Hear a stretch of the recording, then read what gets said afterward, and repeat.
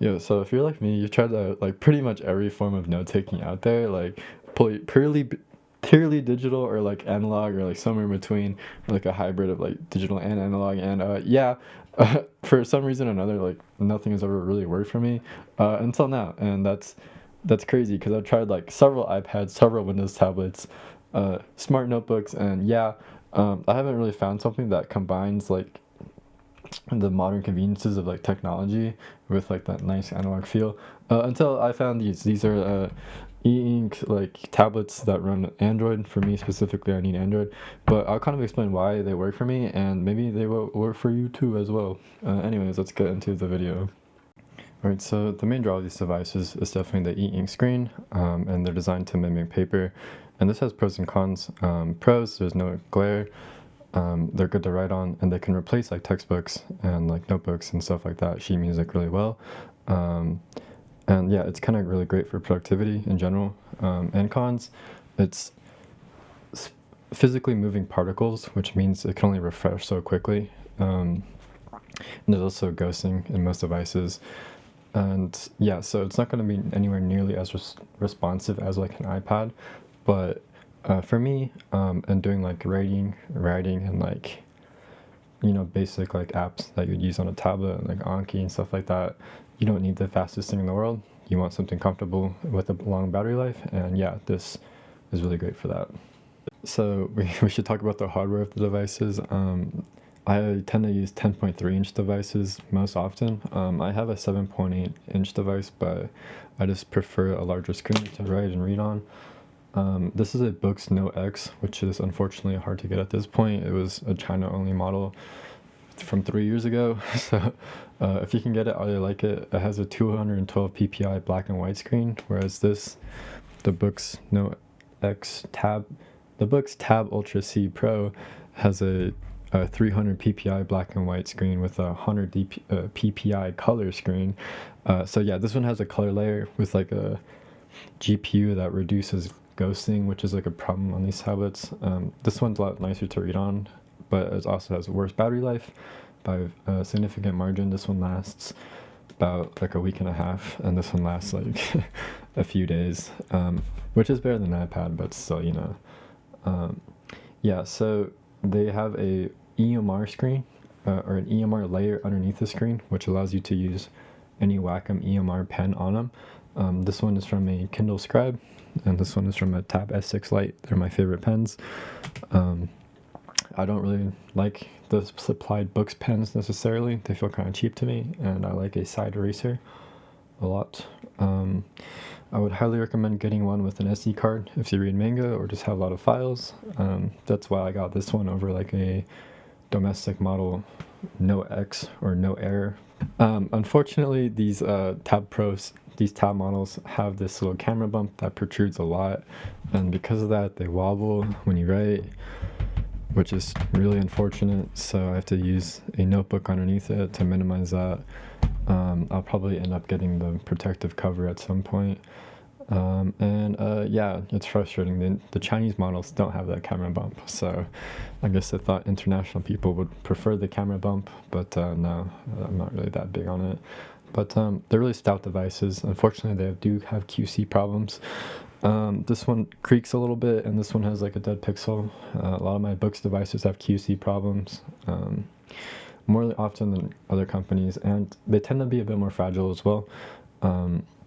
Before on my first books tablet, before I destroyed it in the washing machine, I cracked it in my backpack by not having enough protection. So if you do get one, I would definitely get like a nice case for your backpack if you decide to travel with it. So yeah, that was really rambly. Sorry. I really like how these devices are built.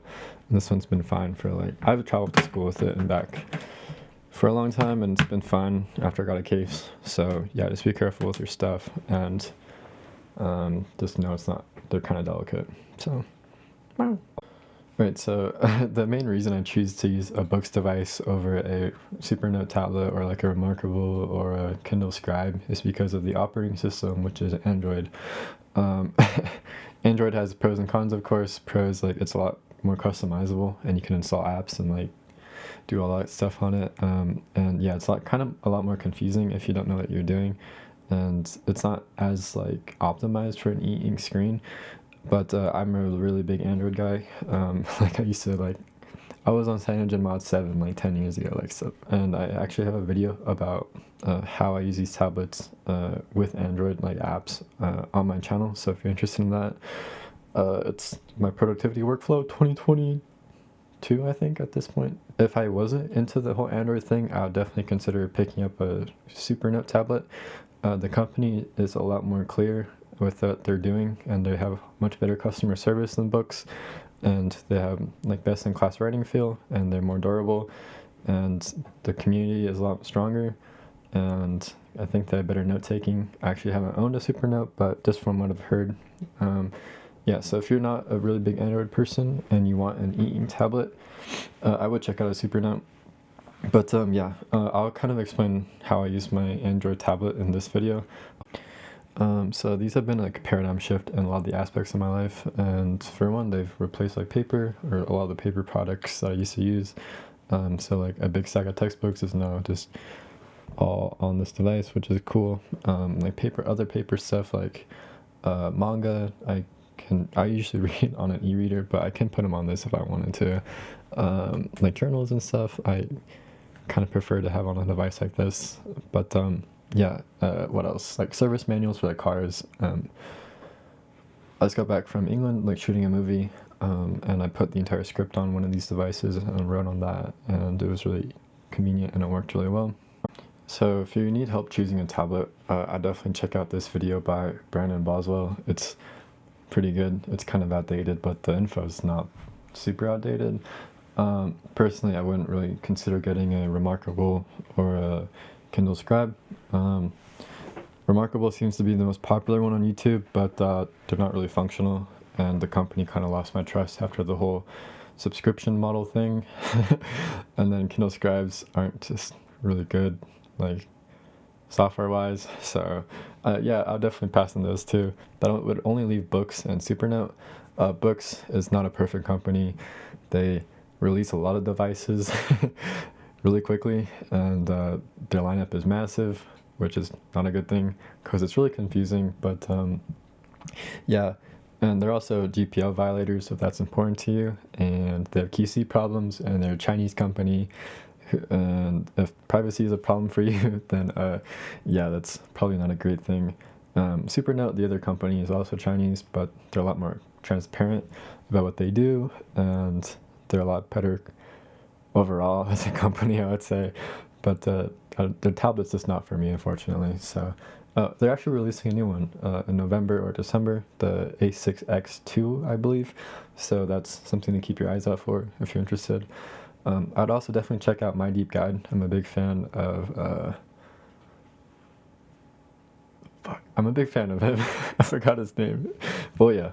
And yeah, he's really nice, and his videos are really long, but they're really in-depth, and if you want to make a really informed decision, check out his videos. And yeah, that's it for my video. Thanks for watching.